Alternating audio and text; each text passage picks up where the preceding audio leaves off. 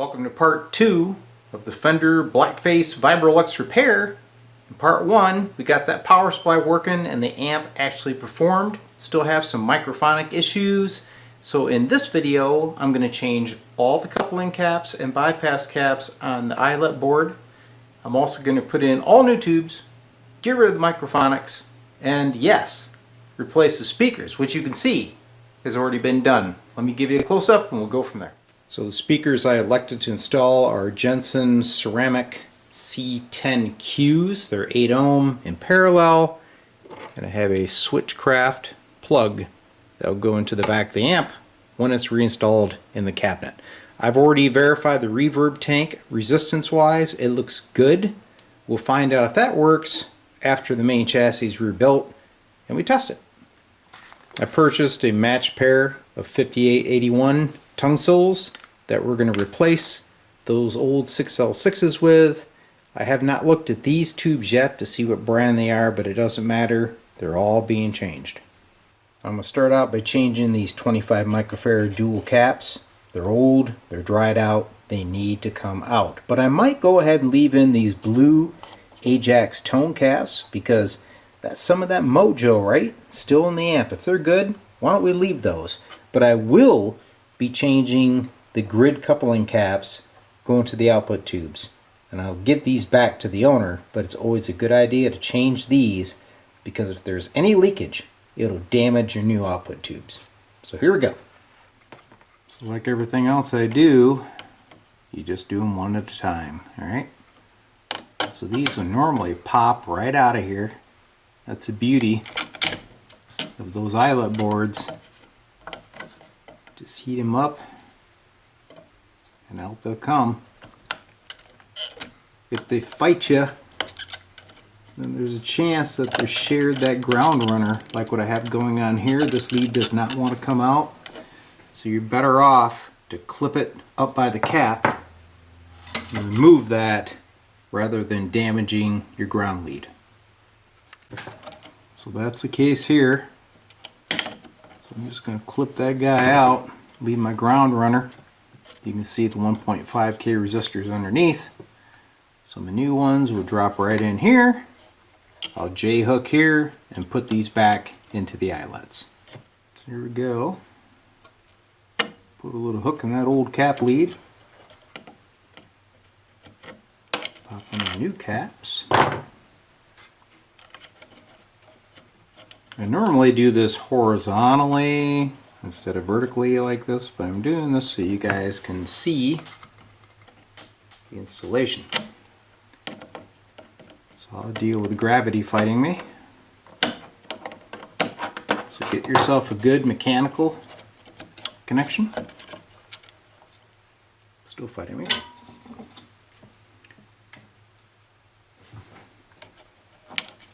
And solder it up.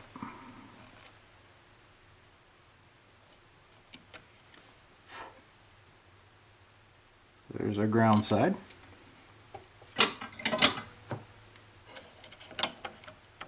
Come up here and pop these in the eyelets.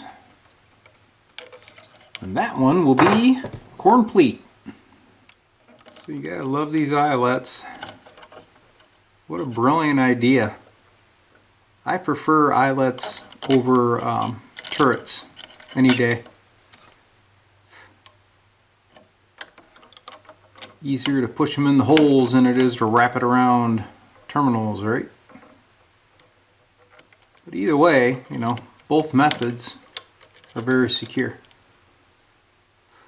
Alright, so you can see I haven't added solder yet. I do plan on doing that, but this is just for demonstration purposes. So that sets in. Let's move on. So I made a little discovery after removing this capacitor.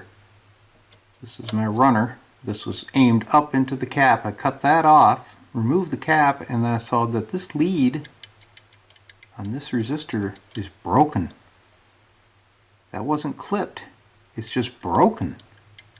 Like a little stress fracture. That's very strange. I've never seen that before. So we got to change that and then put in the new cap. Alright, there's that new 820 ohm resistor.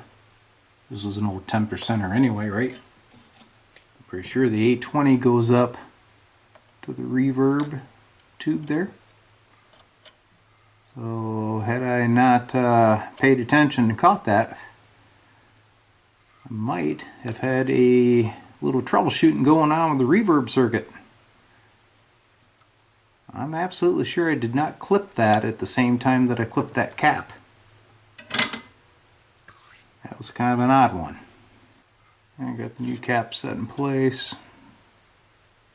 Got a little solder here. Reheat these guys. And of course, before I turn this thing loose, I'm going to go over everything with a magnifying glass. Make absolutely certain that there's no bad connections. This one here is playing games with me, of course. Anyway,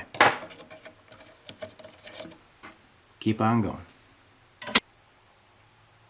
Alright, so I got all those caps installed. Now the next thing you want to look at are these ground runners going down to this brass plate. Remember, I J-hooked these caps into those lines, and that was this old cap line which provides the ground, right? So you really want to look at these close because these are famous for cracking. There's a little witness line on this one, all right, but the one that really caught my attention is this one under here. See that crack? I betcha that that lead is loose. Yep, see it moving? So you want to go through and solder these. Even if they don't look bad, go ahead and heat them up, give them some fresh solder, because those are a major cause of noise and power cutout on these amps. Well, not exactly my favorite type soldering iron, these big old Weller guns, but they work well for getting down in here without hitting the other wiring and providing enough heat to fix those grounds, right? So flow in some additional solder and hold the ground down. In this case, I'm using an X-Acto knife. Walk down the way, hit them all. All right, another item you always want to check are these 470 ohm screen resistors. They're always out of tolerance or fried. Like I've seen some that are broke right in half. That one's 451. That one's 542. So we're going to pop in some nice new 1 watt metal films. So as before, these come out fairly easy. Just want to be careful of the tube socket. Put too much stress and break that, it'll ruin your day, and those sockets are not easy to find. So just take your time. It's the best advice I can give you. So when I replace these resistors, I really don't like just pushing the resistor lead through the hole and soldering it. I know that that's how they did it. It held up all these years. But I would rather have a little bit of a mechanical bond. So I bring that jabber up like that. Crimp her over. Solder it in. Good to go. Alright, now I'm going to change these grid resistors. I know a lot of you are like, why are you changing those? You didn't even check them. How do you know they're bad? Well, I'm doing it as a precaution because I've been bitten too many times by these caps leaking. Okay? So the best safeguard is to put in some nice new sprags. And then I know when I fire this thing up, I'm not going to watch my tube's red plate. Now I got the orange droppers in there. One thing I just noticed, I didn't see until I was looking at the parts laying on the bench. Here's those 470s I pulled out. Look at this one. Snap, crackle, pop. That guy had failed. So it's a good thing we changed him out, huh? Now we're getting close to firing it up.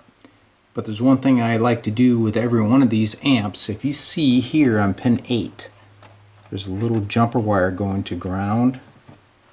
Both pin 8s are like that. What I do is I insert this little 1 ohm current shunt in the place of those jumpers. And this will allow me to measure the current through the output tubes. So 1 milliamp would equal 1 millivolt as measured across the resistor. So you can real easily check your bias and also check the balance with the output tubes. Well, there's a little current shunt in place. You can see we've got the output transformer wires here and here. So you got to be careful of that. We'll come in here a little buzz-o-matic weller. Make sure not to touch any of them wires around it. Hopefully it's hot enough. If not, I may have to get old Snozeramus out. I think we're okay. I want to get this old one out of here. Boy, it's hanging on for dear life.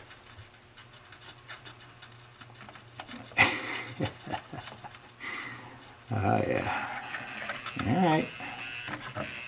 See, it's just trying to make me torch one of these wires. That's what's happening. Playing games of D-Lab. Huh. Well, guess what? Not gonna play the game. We'll just solder this one in.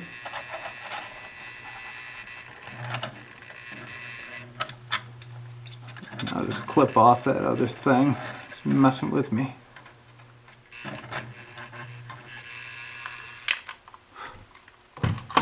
Man. Talking about hanging on for dear life, huh? I'm getting ready to put in the tubes. The old output tubes are removed. There are no output tubes installed. We've got our big old dish of caps. What I'm going to do before I put in the output tubes is we're going to fire this up. We're going to watch a negative voltage. I'm going to make sure that this pot is set for maximum negative voltage. So see, I'm going down, going up. Okay, so I want to set that at maximum negative voltage so that when I put in the tubes, they're going to be like throttled way down. You don't want to have your negative voltage too low and turn on and wham, man, you're pulling all this current and damage your tubes. So now we're at the point where I can safely install the tubes. So let's take a little tour down Tube Alley and see what was in it. Old RCAs, that's very cool. I think all those are RCAs. Then we got a Mullard here. And what's this last one? Old Tungsol. So I plan on changing all of them. For the initial test, I want to inspect the sockets, get fresh tubes in, new output tubes, and we're going to stick with that beautiful 5AR4. Here we go, initial power up with all new tubes, shop lights out. Always like to do that so I can watch those output tubes. Okay, so there's filaments. I can hear them going crinkle crinkle. Looks like my new light bulb burned out. That's lovely. Anyway, make sure the filaments are up good. Now I am monitoring one of the current shunts. So I'm going to turn on standby and we're going to go for about 30 milliamps. In this case you're going to see 30 millivolts on my meter. So you can see we're really low because I throttled back that negative bias, right? So I'm going to bring it up.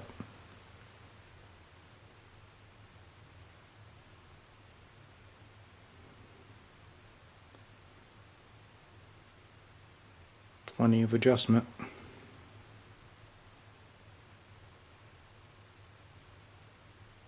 Cool. Not seeing any fire. So I'm going to turn the lights on and we're going to check the other current shunt, see if they're equal. Alright, good deal. You got to kind of have a steady hand here because there's other voltages in the area, but so we got about 31 to 32 milliamps on that one. About 30 or so on that one. So they're close. At this point, let's get a scope on it. Audio generator, put a signal through it. So before I hook up the scope, I wanted to give you guys a little bit of tube trivia. You see this tube back here? This is called a 5R4. And then this funny base that it has, this funny plastic looking base, has a nickname for being a potato masher. So they called them Chatham mashers. And if you Google it, you put that word and that's what it comes up as. Now I guess I really don't think it looks like a potato masher. I really don't. I think it looks more like a buoy floating out in the ocean. But either way, that'd be one for you guys to look up. A little interesting fun fact. Well, bummer. I was getting ready to hook up my Tektronix 935A. Turned it on. I got like 1 inch of horizontal sweep. So I can't use that for the demo, can I? That's a bummer. I've used this scope. I mean, it appears as though everything is operational on the horizontal time, but I've just lost sweep. It's probably something stupid. Just another project for me, so I guess I'll have to go get another scope. We'll keep on it going. Alright, so I drug up the multi-million-dollar Agilent scope that I normally use on ham radio and RF type stuff. But I think it'll work fine on the audio stuff. I just like using the older scopes because they're cool. But my cool scope's not working. So I guess I'll have to have another video on that, won't I? Anyway, the Agilent's hooked up, amp is powered up. Let's kill the lights and take a look at the signal. Here we go. Just injecting with the audio generator like I usually do. Here's the output. Vary the frequency. There's my treble. All that good stuff. Alright, so that's channel 1. Whoa. Go over here to channel 2. Which is the vibrato channel. There she is. Looks nice and clean, powerful. I wonder if the tremolo is working. I can't remember if I actually checked that first go around. Oh yeah. There's speed and all that good stuff. Alright. She looks good. So the next question would be, do we have any microphonics? Because I had them before. I just tapped down here, she was going nuts.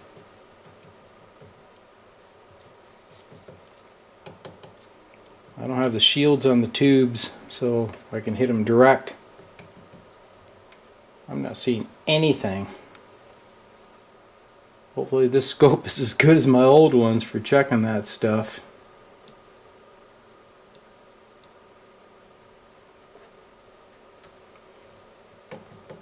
A little bit, but nothing alarming. I think we're in Fat City here.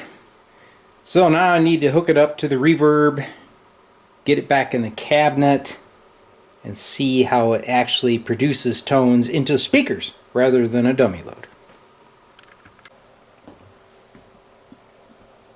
Alright, another issue just arisen. I noticed that the lamp here is intermittent. I thought it was burned out, right? Because when it came in, it didn't work at all. I put a new lamp in, it did work. I thought, oh, that's cool. Well, no, it's intermittent. So if you take a look here inside, I'll show you what's going on. Right there is the lamp holder. If you watch when I do this, she's moving around. Mechanically, it's broken. So yep, gotta change it. So this video is brought to you by the Sisters of Mercy Vision Thing, 19 Crimes Wine, and of course, the Fender Vibrolux. That was pretty good. Alright, question of the day, guys. You see that look?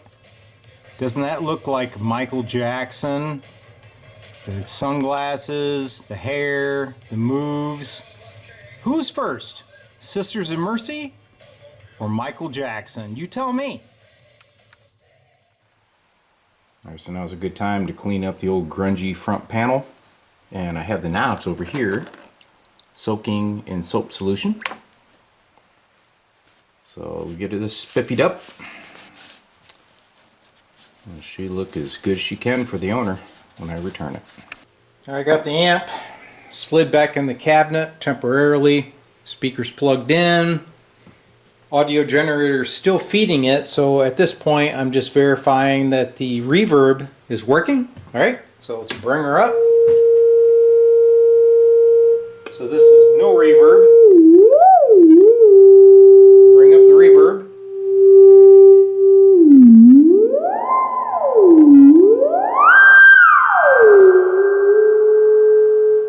So I'd say it's working great. I believe the Vibrolux is pretty much ready to go. So how cool is that? This guy gets this amp for free, sends it to D-Lab, do a little bit of magic to it, and she's off and running again. Man, what a great deal for him and for me, because I got a cool video and maybe I'll get a couple shillings thrown at D-Lab for the repair. So why do I do it? I love it. I work at corporate America all day. I can't wait to come home and work on this old stuff. It's how I relax. I get to listen to music, drink some wine, fire up the soldering iron, and hopefully entertain you guys. That's what it's all about, guys. That's what I'm here for. Hope you enjoyed the Sisters of Mercy, 23 Crimes, and of course the Fender Vibrolux. Enjoy. Okay, stop. What? 19 crimes, not 23. It's funny.